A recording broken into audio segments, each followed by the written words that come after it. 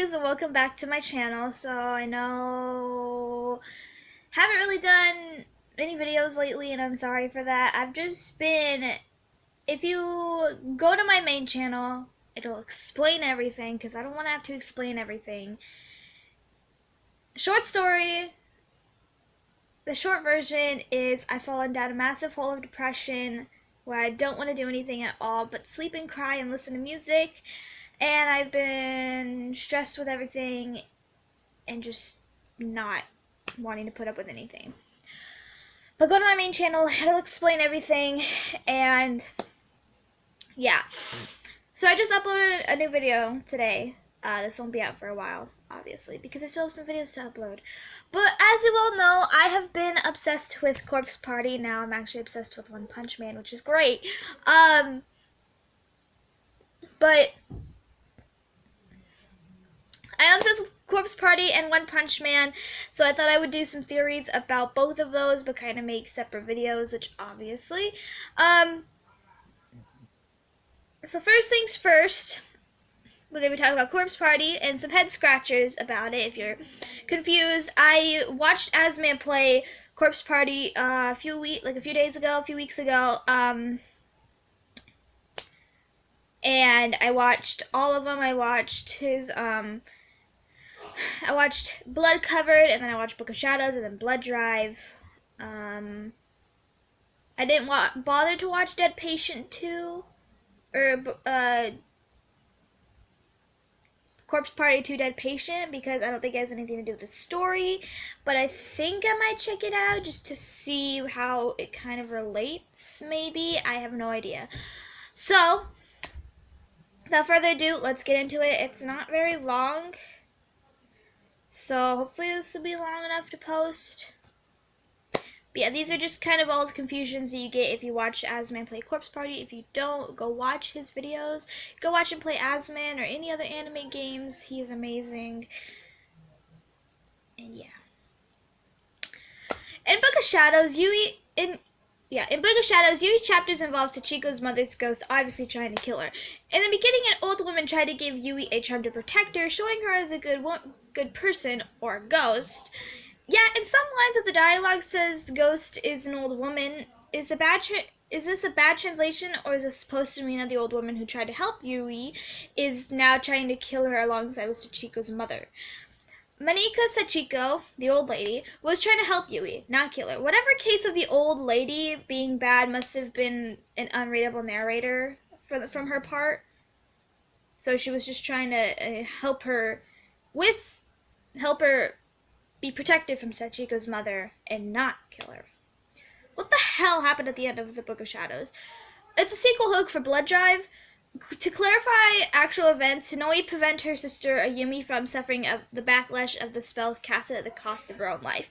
Ayumi and Naomi are completely devastated and crushed that their friends who died in Heavenly Host in the original game didn't want to lose memory of them. So to use the Book of Shadows or black magic to try and resurrect them from the dead, or just so they can bring their memories back of them and not forget them, because eventually their whole thing is going to eliminate them from all of existence and they won't remember, and they don't want to forget.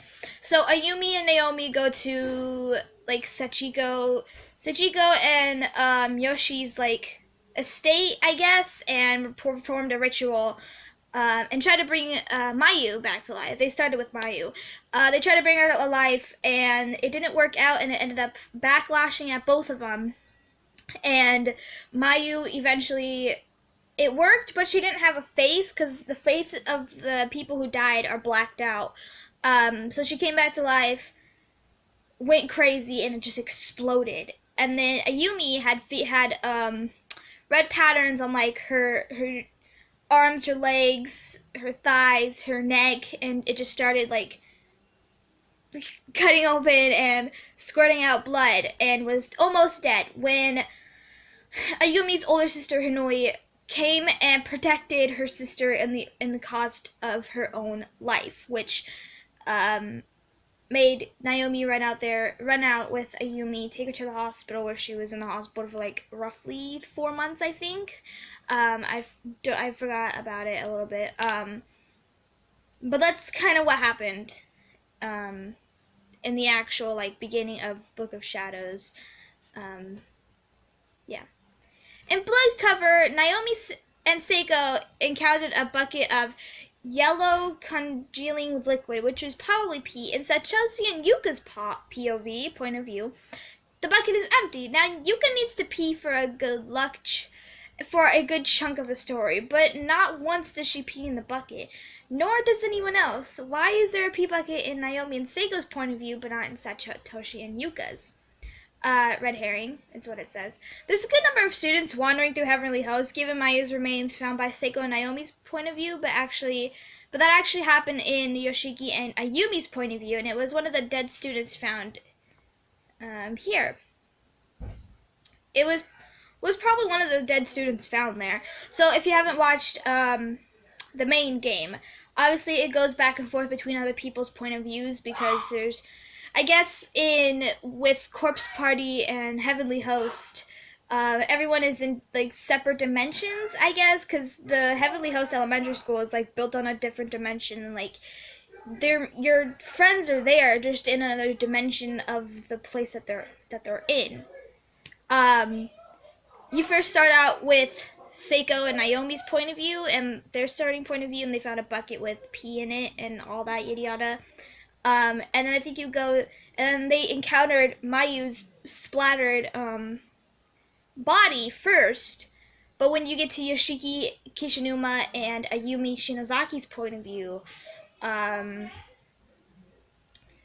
they actually encounter Mayu playing with the ghost children and being splattered against the wall. So obviously that happened in another dimension of time before that Naomi and Seiko found her splattered guts. And then Yuka obviously holding her pee in as long as she can, but technically pees when she fucking gets kicked so hard in the fucking bladder by Kazami because he's a psychotic bitch. But she doesn't pee the entire time just because she's like so embarrassed. If you've seen one of the wrong endings, it's where she confesses her love to Satoshi, not in a brotherly sister way, but like love, kawaii way. Because apparently, not trying to be like racist or sexist, but Japan has love having stuff to do with like brotherly sister love or yaoi or fucking incest or whatever. I have no problem. I'm not hating on it. I'm just saying I thought it was cute in my opinion. But that's basically how it kind of differs. Yeah. What exactly was Naho's fate after Yumi reveals that she was the one that killed Kabiki and expelled all the darkening within her afterwards? Given she was already dead, did she went back to become another spirit and lose her physical form, or did she become deader than dead?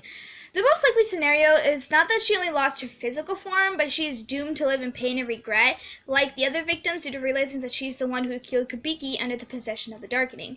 The darkening is basically where if you're in Heavenly Host too long, there's this, I don't know if it's a spirit or if it's just how your mind is working properly, but with the, like, pings and rings and splitting eerie headaches that you get, if you stay, the longer you stay in Heavenly Host, the more bad shit crazy you go. And Naho, a girl from a different school who, I guess kind of came up with the whole Sachiko Ever After place, or whatever. Correct me if I'm wrong, I'm sorry. So as soon as she realized that Kabiki and Taguchi went there to get, like, evidence or, like, shit for their, like, movie or show or whatever, Naho realized what she did wrong and tried to go after and, like, save them, but she was possessed